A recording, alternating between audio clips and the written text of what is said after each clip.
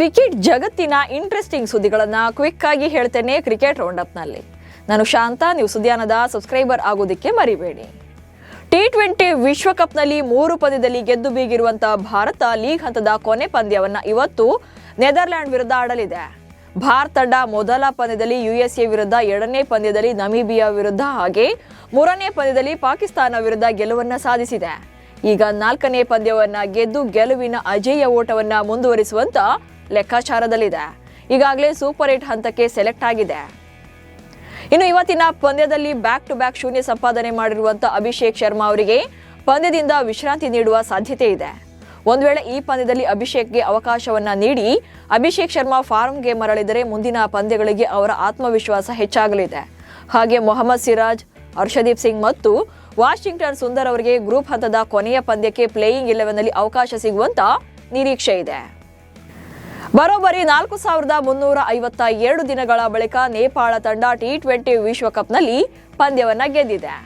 ಈ ಗೆಲುವಿನೊಂದಿಗೆ ವಿಶ್ವಕಪ್ನ ಇತಿಹಾಸದಲ್ಲಿ ದೀರ್ಘಾವಧಿಯ ಬಳಿಕ ಮ್ಯಾಚ್ ಗೆದ್ದಂತ ತಂಡ ಎಂಬ ದಾಖಲೆ ಬರೆದಿದೆ.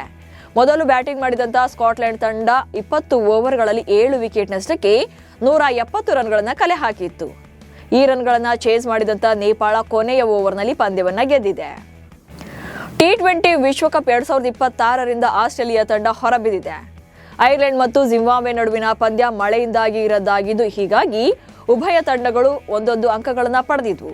ಜಿಂಬಾಬ್ವೆ ತಂಡ 1 ಅಂಕ ಪಡೆಯುವ ಮೂಲಕ ಒಟ್ಟು 5 ಪಾಯಿಂಟ್ಸ್ಗಳೊಂದಿಗೆ ಸೂಪರ್ 8 ಹಂತಕ್ಕೆ ಅರ್ಹತೆಯನ್ನ ಪಡ್ಕೊಂಡಿದೆ. ಹೀಗಾಗಿ ಆಸ್ಟ್ರೇಲಿಯಾ ತಂಡ ಪಾಯಿಂಟ್ಸ್ ಕಮ್ಮಿ ಇರೋದ್ರಿಂದ ಲೀಗ್ ಹಂತದಲ್ಲೇ ಹೊರಬಿದ್ದಿದೆ.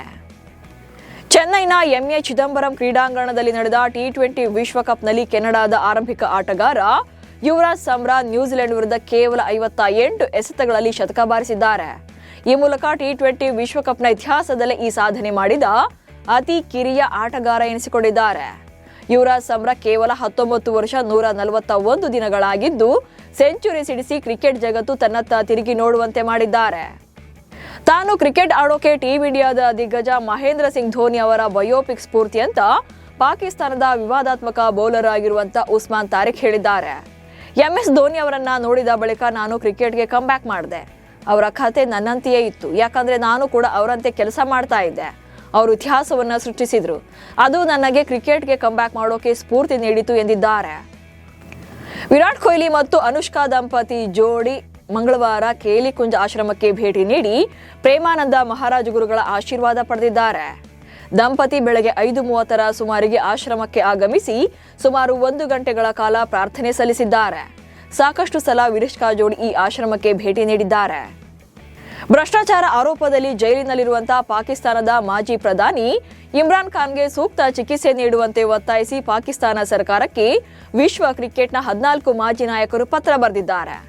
ಇಮ್ರಾನ್ ಖಾನ್ ದೃಷ್ಟಿಯನ್ನ ಕಳ್ಕೊಂಡಿದ್ದು ಸಮರ್ಪಕ ಚಿಕಿತ್ಸೆಯನ್ನು ಒದಗಿಸುವಂತೆ ಕೋರಿ ಭಾರತದ ಕಪಿಲ್ ದೇವ್, ಸುನಿಲ್ ಗವಾಸ್ಕರ್ ಸೇರಿ ಇತರೆ ಕ್ರಿಕೆಟ್ ತಂಡಗಳ ಹಲವು ಮಾಜಿ ನಾಯಕರು ಪತ್ರ ಬರೆದಿದ್ದಾರೆ. IPL ಫ್ರಾಂಚೈಸಿಯಲ್ಲಿ ಹೊಸ ಜವಾಬ್ದಾರಿ ನಿರ್ವಹಿಸೋಕೆ ರಾಜಸ್ಥಾನ ರಾಯಲ್ಸ್ ತಂಡ ಭಾರತದ ಮುಖ್ಯ ಕೋಚ್ ಆಗಿರುವಂತಹ ಗೌತಮ್ ಗಂಭೀರ್ ಅವರನ್ನ ಸಂಪರ್ಕಿಸಿದೆ ಎಂದು ವರದಿಯಾಗಿದೆ. ರಾಜಸ್ಥಾನ ರಾಯಲ್ಸ್ನ ಹೊಸ ಪಾಲುದಾರರೊಬ್ಬರು ಗಂಭೀರ್ ಅವರನ್ನ ಸಂಪರ್ಕಿಸಿ ಮಾರ್ಗದರ್ಶಕ, CEO ಅಥವಾ ಕಾರ್ಯತಂತ್ರದ ಪಾಲುದಾರರಾಗಿ ಫ್ರಾಂಚೈಸಿಯ ಭಾಗವಾಗೋಕೆ ಆಹ್ವಾನ ನೀಡಿದ್ದಾರೆ. ಆದರೆ ರಾಷ್ಟ್ರೀಯ ತಂಡದ ಅಥವಾ BCCIನ ಯಾವುದೇ ಹುದ್ದೆಯನ್ನು ಹೊಂದಿರುವಂತಹ ವ್ಯಕ್ತಿಗಳು IPLನಲ್ಲಿ ಕಾರ್ಯನಿರ್ವಹಿಸುವಂತಿಲ್ಲ. ರಣಜಿ ಟೂರ್ನಿಯ ಇತಿಹಾಸದಲ್ಲೇ ಇದೇ ಮೊದಲ ಬಾರಿಗೆ ಜಮ್ಮು ಕಾಶ್ಮೀರ ತಂಡ ಫೈನಲ್ಗೆ ಪ್ರವೇಶ ಪಡೆದಿದೆ. ಕಳೆದ 55 ವರ್ಷಗಳಿಂದ ರಣಜಿ ಪಂದ್ಯವಾಡ್ತಾ ಇರುವಂತಹ ಜಮ್ಮು ಕಾಶ್ಮೀರ ತಂಡ ಈ ಹಿಂದೆ ಹಲವು ಬಾರಿ ಕ್ವಾರ್ಟರ್ ಫೈನಲ್ಗೆ ಪ್ರವೇಶ ಪಡೆದರೂ ಕೂಡ ಸೆಮಿಫೈನಲ್ ಅನ್ನೋದು ಮರೀಚಿಕೆಯಾಗಿತ್ತು. ಆದರೆ ಈ ಸಲ ಅಖೀಬ್ ನಬಿ ಅವರ ಮಾರಕ ದಾಳಿಯ ನೆರವಿನೊಂದಿಗೆ ಕಾಶ್ಮೀರ ಪಡೆ ಸೆಮಿಫೈನಲ್ಗೆ ಲಗ್ಗೆ ಇಟ್ಟಿದೆ. ಇದೀಗ ಸೆಮಿಫೈನಲ್ನಲ್ಲಿ ಬಲಿಷ್ಠ ಬಂಗಾಳ ತಂಡವನ್ನ ಬಗ್ಗು ಬಡಿದು ಫೈನಲ್ಗೆ ಎಂಟ್ರಿ ಕೊಟ್ಟಿದೆ. ಇವೆಷ್ಟು ಇವತ್ತಿನ ಕ್ರಿಕೆಟ್ ರೌಂಡ್ ಅಪ್ ಸುದ್ದಿಗಳು. ನಮಸ್ಕಾರ.